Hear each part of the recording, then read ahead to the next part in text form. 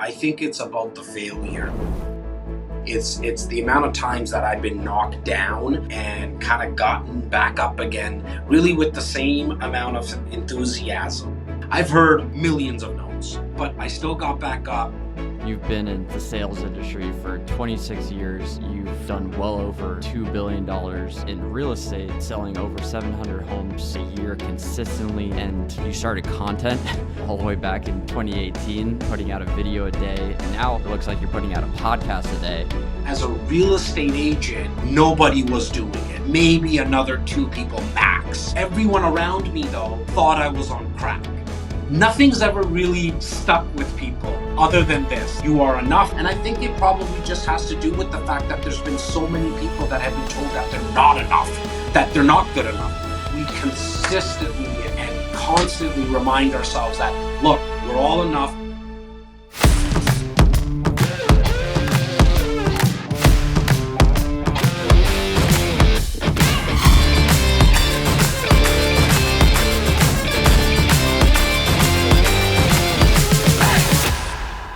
Thanks for joining, Jas. I don't know if I remember meeting you back like Clubhouse back in early 2020, 2021. It's been a little while. Seems like a long time, Andrew, but appreciate you having me on, brother. And I want to bring as much value as possible to all your viewers and listeners. And however, though, I after speaking on stage and doing podcasts like this for hundreds of thousands of people now collectively, if not millions, I've come to realize at the end of the day, even if just one person takes action on something that you and I speak about, it's all worth it. So, again, very, very glad to be here. And B, I want to bring as much value as possible today, man. Thanks.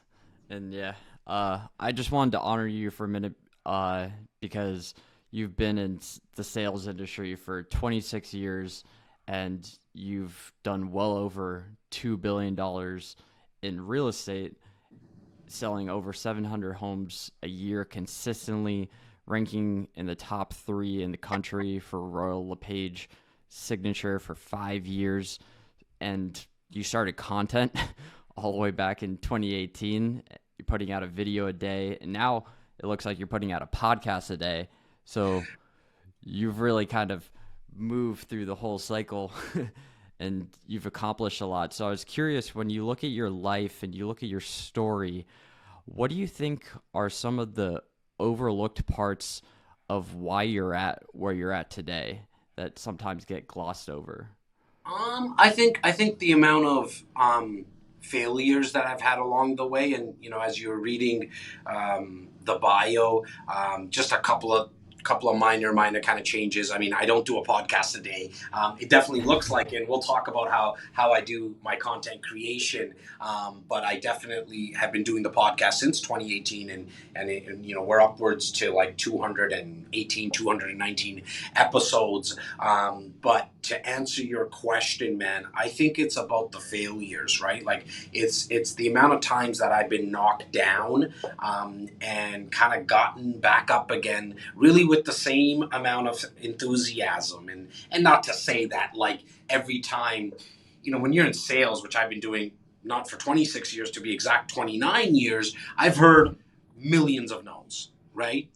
In fact, I've heard way more no's than I've heard yeses, and sometimes the bigger failures in terms of like I had to pivot on this company that I have, which originally was more of a media company, but now we've pivoted and made it an academy. That failure, that hurt, right?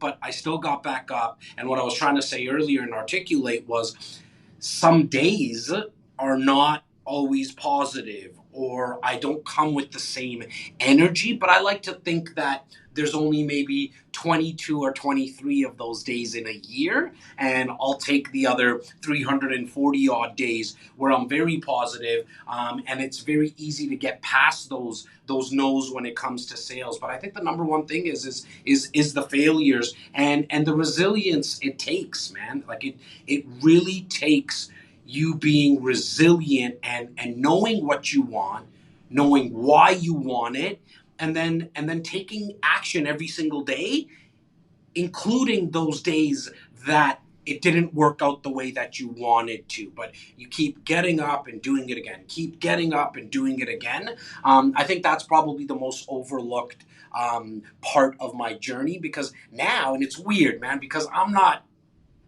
like a flexer, like the kids say, or I don't brag about my numbers. Like, even when you were saying them earlier, like, it feels a little weird, just hearing it all. It's just odd. I don't know how to explain that part. But like, hearing all that stuff, and then B, understanding that, holy shit, like, man, like, I had to get up and try it again. And yeah, I'm not gonna flex and brag about the numbers and all that kind of stuff, but sometimes you got to just look at yourself in the mirror and say, like, good job, Jas. Like, you keep getting up. And so I think that's a big part of the journey for sure. Yeah, and I wouldn't. Most people probably wouldn't necessarily guess that in the forefront because you have a very positive mindset. You put a lot of positivity out there. So, is there like a failure that kind of stands out to you? Something that was like a big turning point? You know, in all honesty, Andrew, I've never had a massive failure. Mm-hmm. In all honesty, because maybe it's a little bit of the Indian immigrant background that, like, my parents coming from India in 1973, 1974 into Toronto, Canada, where, like, I'm pretty conservative, right? Like, I'm pretty conservative in nature, and so I don't take massive risks. And so it's not like I've had, look, here's, aside from personal stuff, like, which to me is like pedestal stuff, family and friends and all that kind of stuff, health. In business, I really haven't taken a massive failure of a hit. I've had some tragedy, like my Mm-hmm. mentor, my then business partner, kind of older brother, tragically passing away. But in business, I'm pretty calculated.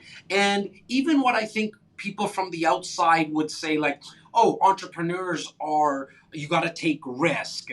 At face value, I understand why people say it, but all the, and I'm doing air quotes for people who are driving right now, like, and listening to this, like, all the risks that somebody might think that I'm taking, they don't really feel like risks to me. Like, they really don't, right? Because, like, I believe in it so much. And so, we were talking for 2.2 seconds off air, and I was telling you, sorry, I appreciate your patience because I was running late. I just launched an academy yesterday. It's a training company specifically for real estate agents right across North America. And what most people in the last 24 hours, the people that I've spoken to, they're all like, holy shit, like, how are you doing the real estate company, like helping buyers, sellers, and investors, and then you have this training company, like, and where do you get the time from, and why are you putting yourself out there, all like, in terms of all the content and the money that you got to put up front. But to me, like, when I put my head on the pillow at night, it's like, it's almost a foregone conclusion that this is going to work. Now, I think entrepreneurs could be naive sometimes, which, including Jas, like, including me, like, I think this is gonna work. I think this is like the best fucking thing, and I'm not sure if I'm allowed to throw an F bomb or Oh not. no, you're good. Yeah, yeah, cool.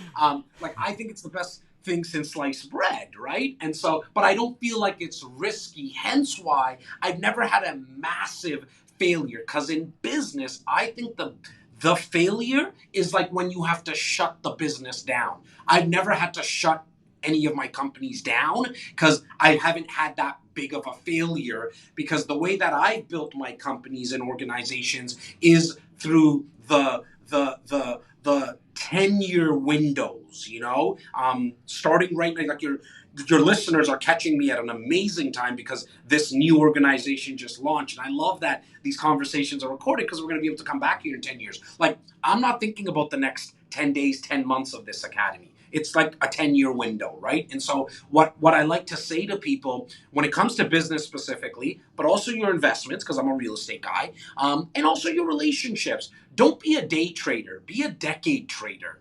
Think in 10-year windows, because when you have dips in your business, dips in your relationships, dips in your investments. When you're looking at it from a 10-year window, it's like, that's just part of the process. So it's a little easier to deal with the day-to-day negativity, the day-to-day failure, like micro failures. The macro failure in business is you have to shut the business down. And I just haven't had that. Yeah, makes sense, and you hit on a lot. It's really it. I agree that sometimes people have a perception that entrepreneurs are like super risky, and but like I found sometimes they tend to be risk adverse. They make calculated decisions, and then obviously their confidence and just their own experience, they're able to move in that direction with confidence and certainty. And yeah, and I think and I think I'm saying this word right, the naivete of an entrepreneur to think that their idea of a product or service is the right one. And I mean that in the most positive way, right? Where like I always kind of knew when I started podcasting in Canada as a real estate agent, nobody was doing it. Maybe another two people max. Okay. And everyone around me, though, thought I was on crack. They're like, why do you have a mic and a camera? And now it's like everyone has one. But back in 2018, I had nobody who believed in me. Nobody except for like one person. And that was like my VP of the company. And in terms of like in my business life. And she was like, yeah, no, this makes sense because she had a background in marketing and communications and branding. So she luckily took this like one course, which was I think called like Me Inc. or something. In her, she has an MBA in it, and she's like, no, I kind of learned something like this. Like, I think we should do this. Where everyone around me, you're wasting time. It's so stupid. It's risky. But for me, I was like, no, this makes sense. Like, I get to speak about whatever I want. I get to throw an F bomb, and the Canadian radio regulations council or whatever the hell they're called, they can't come after me because I'm not on like their type of radio station or their TV. I can have people consume some of the content that I'm putting out there via like me just talking into a mic, but me also bringing on industry experts. So my clients, the people in my community, can make a quality informed decision. That thought process, Andrew, was never risky to me. Like it was like again a foregone conclusion. I was like, this is going to work. The only thing I was unsure of, and I never saw it as a risk, but I would be lying if I didn't talk about it. I was unsure of do like are people going to resonate with me? Are they gonna like the fact that I come with a lot of energy? I wave my hands. I am good looking. Like, are they gonna like that stuff? You got that one. See, I like Yeah. that. I like that. You got that, Andrew. Like, are they going to be okay with that stuff? And the fact that sometimes my mind is moving faster than my lips, and it kind of shows, it comes out as a stutter, and sometimes I can't articulate exactly what I really really want to say, or sometimes I use words in the wrong context all the time. But I also know that I can't spell half the words I say, like naivete. I have no idea how to spell that word, right? Yep. God bless ChatGPT and Google. But I wasn't sure if people were going to resonate with me. And then over time, because I did it every single day, not the podcast. I was putting out videos every single day, but I did a podcast every single Wednesday when I got started.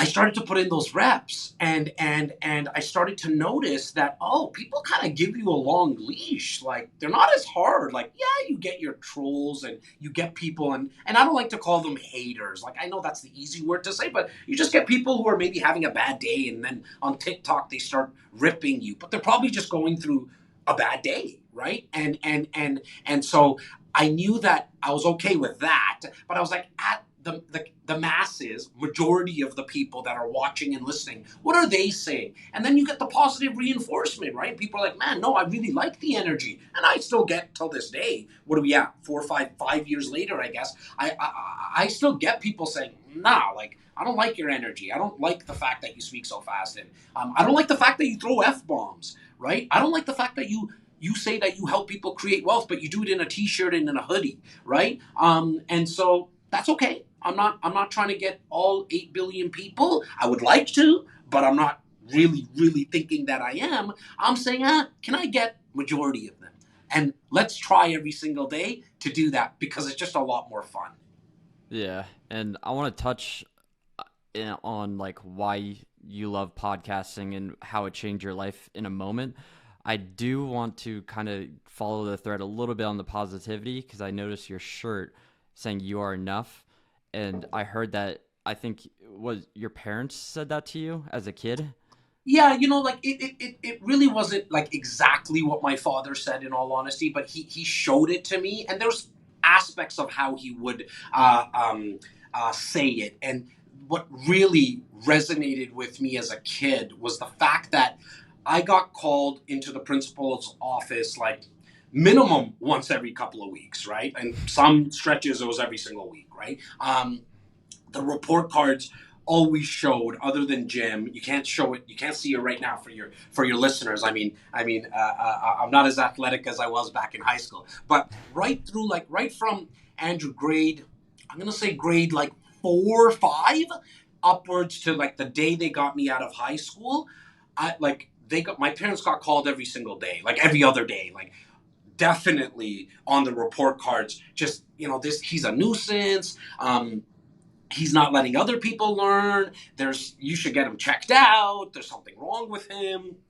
And my parents, and specifically my father, never said to me that like, oh, there's something wrong with you. He would say, come on, you got to try harder. But he would always, in some way or some fashion, tell me that, hey, you are enough. Like you're good enough, son. And no matter how many times you fail, like we love you.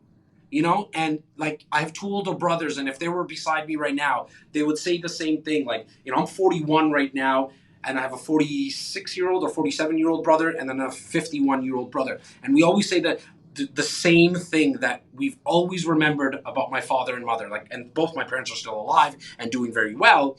But they always used to say, it doesn't matter what you do wrong outside this house. Like, you could have really done the worst thing possible. Always come home.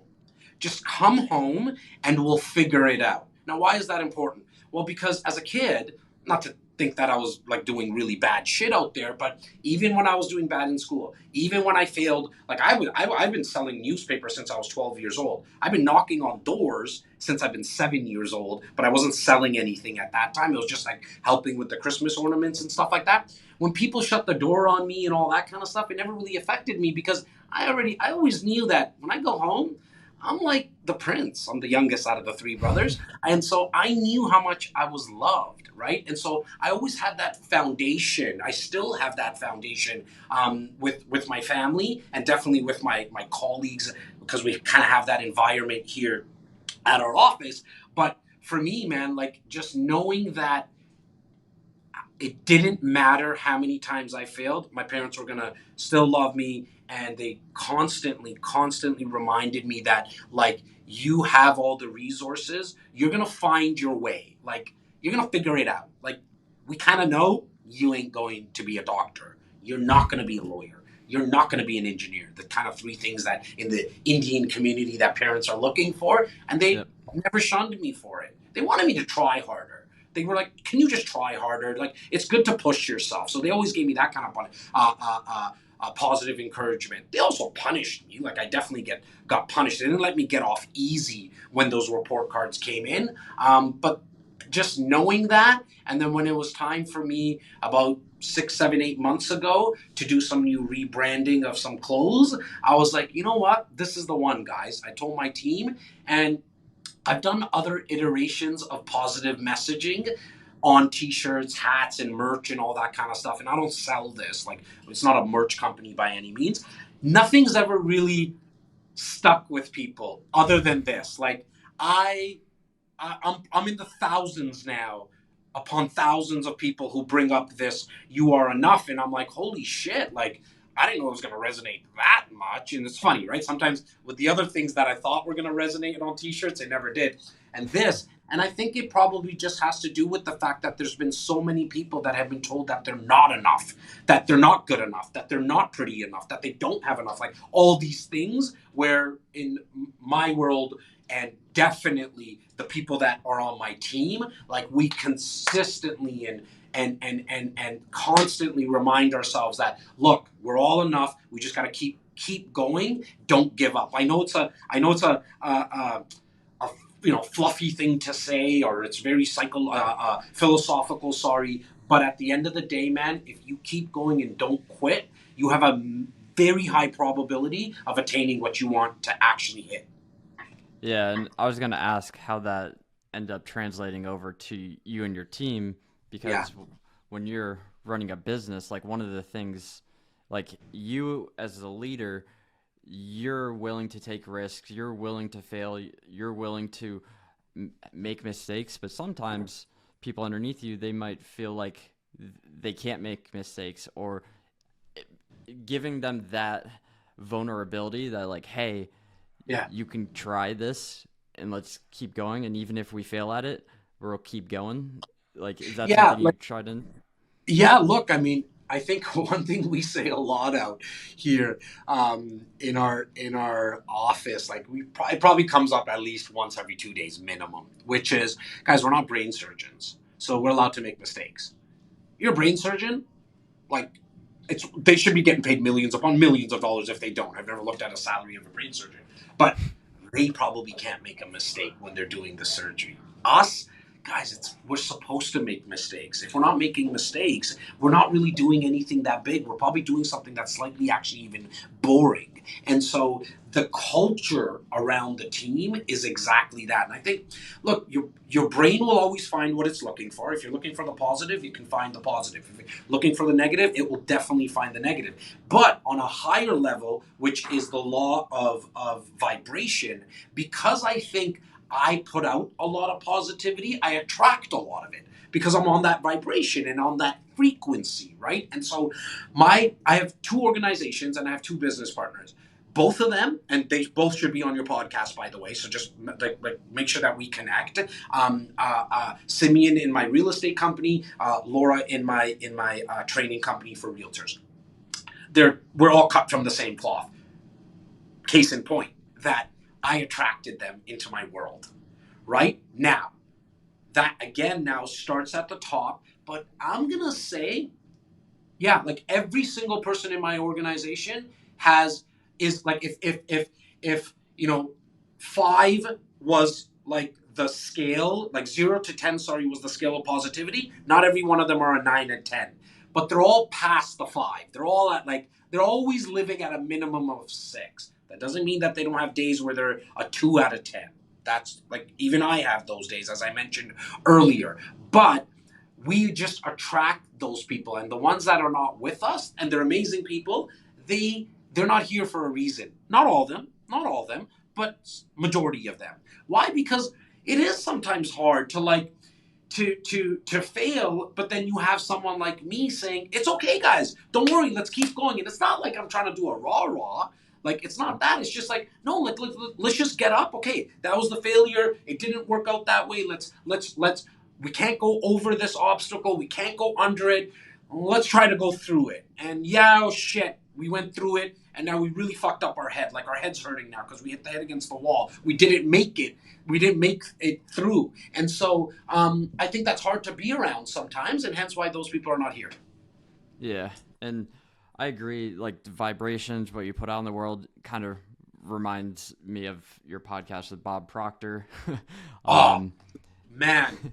Like, Andrew, I really appreciate you, brother, because on my podcast, when I'm hosting a podcast, I sometimes don't have the time to do any research on the person, and so I'm learning about them through the podcast. But fuck, it feels really good, Andrew, and big shout out to people that are listening right now. Like, share this episode, not because of me. Share this podcast, more importantly, because obviously, as a guest, I'm telling you, it feels really good. Like shit, like you're taking me back to Bob Proctor's podcast episode, which was like almost 2 years ago, but he's from here, from Toronto, Canada. I think he lived in Arizona before he passed away, or maybe he came back. But that guy's like, it's the late great, man. Like, rest in peace, Bob Proctor. I It was an honor to have him on my podcast, because when I was a 22, 23 year old kid getting into real estate, amongst him and Anthony Robbins and some other names, I was like a massive Bob Proctor fan, and I still am till this day. Yeah, I love his books like Art of Living, You're Born to Be Rich. So, bunch of great books. And some of it, it's really cool, for somebody who's listening who might not know who he is. Like, just it's like in any of these algorithms on social media, the second you search the name, it will start to pop up. He has some amazing videos. Like, he passed away, and I hope I don't, like, I might be wrong and a little off, but I think he was like 80 something, and so he's Yeah, been close to 90. in the personal development world for like 50, 60 years. And there's some videos of him back in like the mid 70s or like early 80s that still resonate till this day. He's like a kick-ass guy. Yeah, and it's awesome that you got to interview him because I definitely look up to him. I want to go down that thread of podcasting because, like you said earlier, a lot of people, especially in real estate, they would be like, oh, but why do a podcast? It's like you might not reach consumers, whatever. It might not be worth it. And now you're going on like 4, 5 years of it. How did podcasting change your business and your life?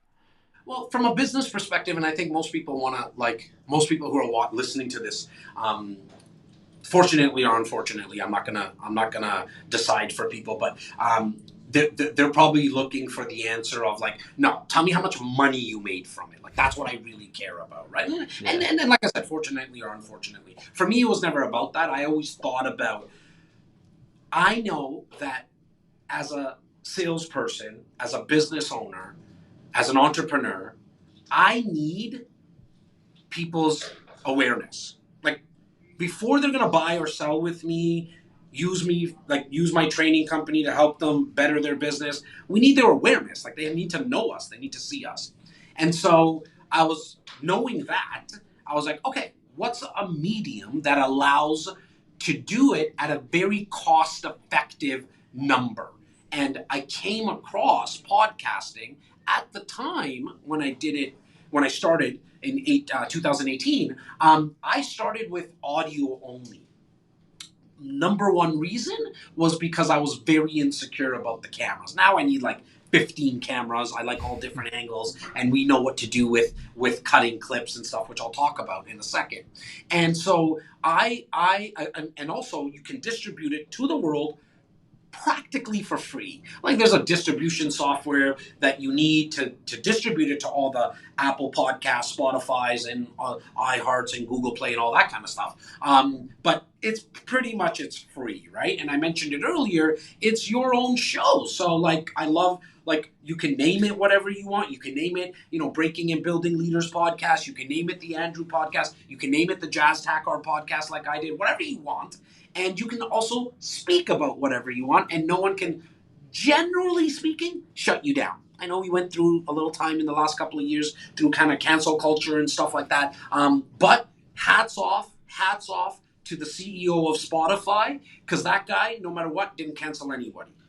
If you like, what you get to choose as a listener, if you agree with the host, and if you don't listen to that person. But what Spotify did was so critical. In fact, I don't think he even understands how critical he was and is going to be, because if he shut down and he didn't allow podcasts like Joe Rogan, Patrick Bet-David, and so many others that I don't even know. And I'm not only talking about people who speak, who are like right wing or left wing. I don't care which way you kind of lean, but he allowed the message to be put out there so listeners can make their own decision. He allowed the debates to happen so we can make kind of decisions. And so because of that, I really loved the podcasting realm. What I came to realize the day that I put the camera on, though, especially when I did this podcast specifically with a guy named Ryan Serhant in New York. We came back, we had a recording of 30 minutes audio, which we gave out on the podcast platforms, but then it allowed me to get micro little clips. And so I took a 30-minute conversation and I got like 15 to 18 pieces of content out of it. It was the same 30 minutes that I spent. And at that time, I was doing a video a day, like kind of raw selfie mode. And I was like, whoa, hang on. Like, I could still do the selfie mode stuff, but now I can add to it. All I got to do is do 2 podcasts in a month. At that time, I was doing 4 a month. And I had ample amount of content. So it allowed me to not always create content. I could just film the podcast. I'm doing it anyways and actually get more content, which got me more awareness. And so when I had more awareness, then people, clients, prospects, leads, customers, whatever you want to call them, were able to make that decision. I like the Indian guy. I hate this guy. Whatever which way they went, they were able to make that decision based on the amount of awareness. Now, to come full circle, I cannot put like an actual dollar figure because when you put out content, podcasts, videos, blogs, images, whatever you put out, it's not like when you put out a flyer, like in the real estate business, agents put out flyers, and then somebody might call them from a flyer. You can quantify that. With content, video, audio, and the written word, it doesn't really work like that, right? Because not everyone's going to mention like, oh, I heard you on the Andrew podcast. What they start to say is like, man, I hear you on a podcast. I see you in videos. I see some images. I read your blogs. So you don't know where the actual source is. But the podcast, just before I kind of do quantify it for people, it also gave me confidence because I was able to just have a guest with me. The truth of the matter is, and no offense to Andrew, but like Andrew's awesome, but I'm kind of doing the heavy lifting here today in this conversation, right? I think it's easy to say. You ask the Yep. questions, I kind of answer them. As a podcast host, I know that as well. I got to come up with like some 4 or 5 questions. And when you get into the realm of podcasting, if you stick to the open-ended questions, you're going to be pretty good. What, where, when, how, why? Because if Andrew asked me a question like, hey, what's your thoughts on building a business? And I said no, well, I'm kind of weird then. Like, how do you answer no to those open-ended? Yes, those are not yes or no answers, questions, sorry, that you can answer. And so being a podcast host gave me confidence. Being on camera, listening to my voice. Not that I love the sound of my own voice, even though I do a lot of talking, but I knew that, okay, I can get more confident. Hence made me do more videos. So now it becomes like it's that big snowball. You get a lot of momentum with confidence. You can put out so much more content. I'm gonna say in the last 5 years, Andrew, to quantify it to people, 80% of my revenues that I've made accumulated in those 5 years that I've been podcasting slash doing content, 80% of the revenues is related to somebody watching me on a video, listening to me on a podcast, or reading my blog. 80% of it. And if you're wondering what 80% of what, I'm going to say in the last 5 years, our revenues for both the organizations, because even the academy that I launched yesterday, it used to be like a media company. I'm going to say it's upward revenues of about 16 to 17 million in the last 5 years collective. 80% of that was because of content. Yeah. So, and you're listening, they're thinking, well, 12 million, or I don't know if I did the math right there, but 12 to 14 million. Uh, it's, but you've been doing this for a while. Like when you got into real estate, you started phone calls, but then you were like, I can't keep doing one-to-one. So you started doing events, and then you started doing webinars, and this whole thread of like, let me educate, let me inform, and let me go one to many has been a big thing for you. And I'm curious because I'm looking at kind of like the trends of YouTube. You have people like Lex Friedman who have like 3-hour podcasts, like Joe Rogan. YouTube is really pushing for that like 1.5 to 3 hour. They love that right now. And what are the, like, if an agent came to you and they said, hey, I like the idea of a podcast, what would be like either 3 biggest lessons that you've learned over the years or the 3 best tips for someone? Number one, get started as quickly as possible. And what I mean by that is, and I know that's like an easy thing to say, but what I mean about that is nobody really gives a shit about the name of the podcast and nobody really cares about the background. And so I know this because hence I was doing the media, I was doing podcasts for agents. And it just became way too labor intensive. I'm a raw kind of guy. I don't really do edits a lot. Like I'm just like, who gives a shit? Like get more out. More is more when it comes to content in my world.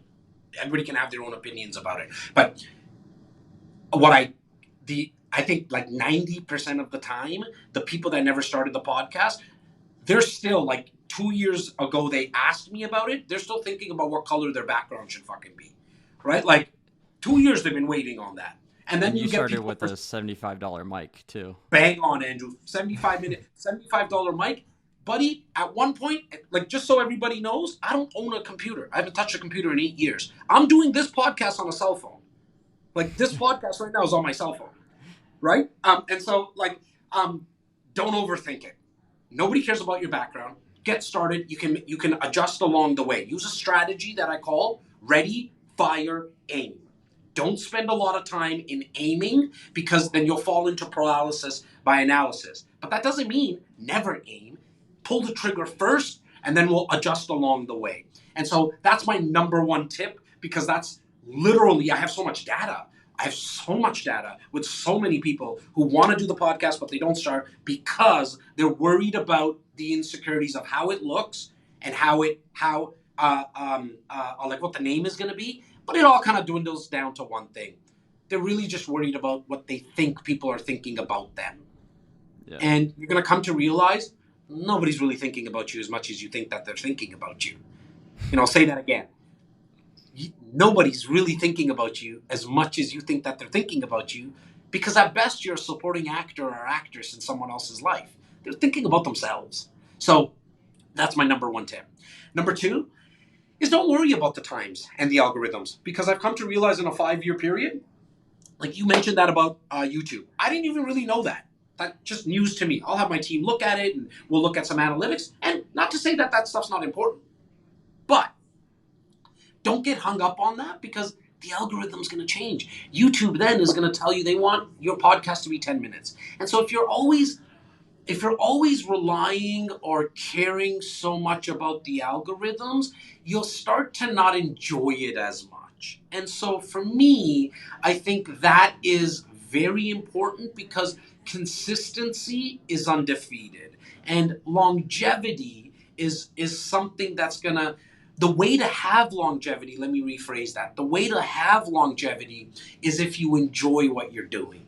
So another tip would be don't feel like you have to speak about the product or service that you have. In fact, what's worked well for me is I don't always like I'm going to say 60% maybe of my content is about real estate, like how to buy, how to sell, how to invest. 40% is like mindset stuff. Fuck, I'm talking to like realtors now, talking to them about how they can be better realtors. I know some of my real estate clients are like, what the hell is this guy on? Like, what is he doing? But I'm like, it'll all sort itself out. But the reason really I do it is because I enjoy it. Like, I don't want to do a video, 2 videos, or even a video a day on the best ways to invest into real estate. Because sometimes I don't give a shit. Like some days I just don't care to do that content. But now I've come to realize the reason I've been able to do it for 5 years is because I never have been married to what the algorithms are doing. I don't even really care, right? Because in fact, I very little look at the online metrics of views and likes because to me, those are vanity kind of numbers. What I'm looking for is offline metrics. Like the fact that you reached out to me, I think you reached out to my team, right, Andrew, Yep. and said, I want Jas on the podcast. That's an offline metric. That's not going to show up in any analytic, on any analytics in the back end of YouTube or something. When I go and I'm putting in gas in my car and someone says, holy shit, like it's you, bro. I watch your content all the time. That's an offline metric. When I call someone in my database, like someone in my list, and they're like, oh my God, Jas, it's you? I thought your team would be calling me. Well, as a salesperson, I got a little, something. Let me pull back the curtains. As a salesperson, when someone on the other line says, "Oh my God, it's you, Jas Takhar, calling," you got a little bit of leverage now, right? Because like they're not saying, "Oh shit, here's another sales guy trying to sell me something," right? And so the offline metrics would be my third kind of tip. Like, don't worry too much about the online stuff. It will play itself out in the long run. You want to again be a decade trader, not a day trader. Yeah, and the one of the best things I heard is don't think of the algorithm as a robot or some numbers. The algorithm is essentially just people. It's humans. Yeah, So, uh, yeah. where I think people think that like, what's the guys at Google there? Sergey and something. I forget the other guy's name. Mark Zuckerberg are now like Elon Musk. Like they're behind some fucking machine saying, "Oh, like let's not play Jazz's video today." That shit doesn't exist, right? Like again, when we were talking about the brain will find what it's looking for, the algorithm is actually built like that.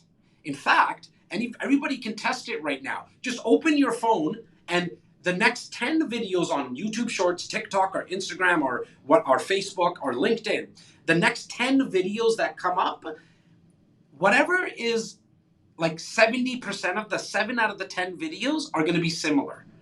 Because the algorithm has one job. The platform, let me say, has one job: to keep you there.